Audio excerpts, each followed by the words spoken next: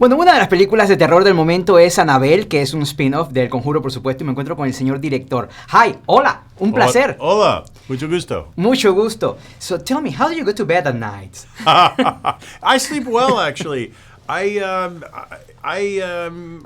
pretty simpatico, actually. Really? Yeah, I am. I enjoy making these movies, but I'm not really scared all the time. No? No. What is so great about horror movies that they are so popular these days, and every time?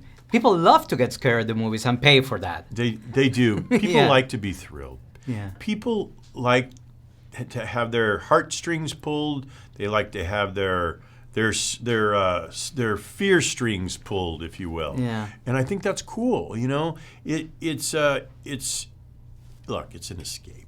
It's entertainment. Mm-hmm. People like to be entertained. I mean, like, go to the circus, you know, before there was movie screens, you know, people like to see weird stuff. They like to, I don't know, I just think we like to be thrilled. Yeah, of course. We first met Annabelle at The Conjuring before, but this is like, we can say a sequel. It's a prequel. It is.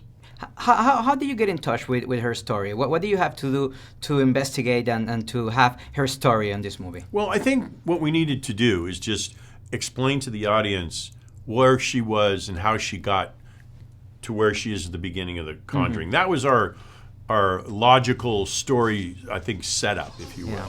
And then it was about, you know, how do you do it in that time period, in that era, and how do you make it a stage for incorporating all the elements that make a movie really, you know, scary. Yeah. And I think that was the nature of it. And, you know, then I think it got connected to, you know, Rosemary's Baby, as you can tell when you watch it. Yeah. And Gary, our writer, Gary Doberman, really, he really punched into that tone of that movie. And I think, you know, put it on the page so that we could make it kind of happen.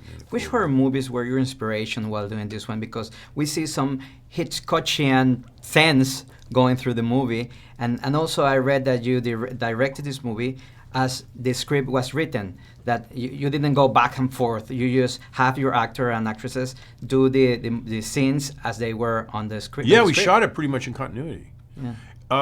Okay. First part of your question, let me just say this. I think the way to explain it is,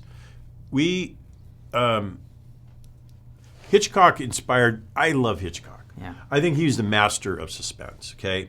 He inspired me to do one thing, be patient.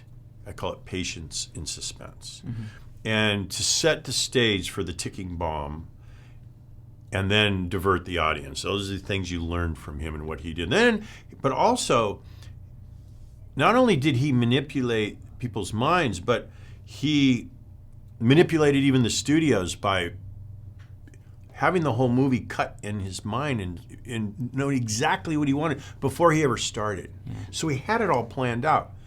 And I think that helped me, because that's the approach I took in this as well. Mm-hmm. So as we went through it in continuity, I had already given from scenes 1 to 112 to everybody, including the actors. Yeah. This is how we're going to shoot it. Because I knew the sets, I knew I knew her character really well. I spent all that time. So I think it actually paid off, because we were able to go through the movie and just kind of make it, and then feel it and adjust it, and it was I don't know, it was weird. It just worked. How do you think have changed this genre, the horror movies? Because before we knew by music what was going on. Now that doesn't happen anymore. We get the music and nothing happens, and then something happens. Yeah. That's part of what's new.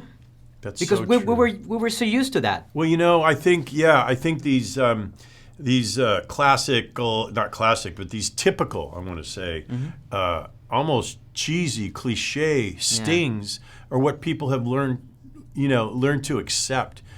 But, you know, too much lobster, you know, you don't like lobster anymore. Yeah. So that's part of it. But also, you need to have quiet to have loud. Yeah. You need to have fast to have patience.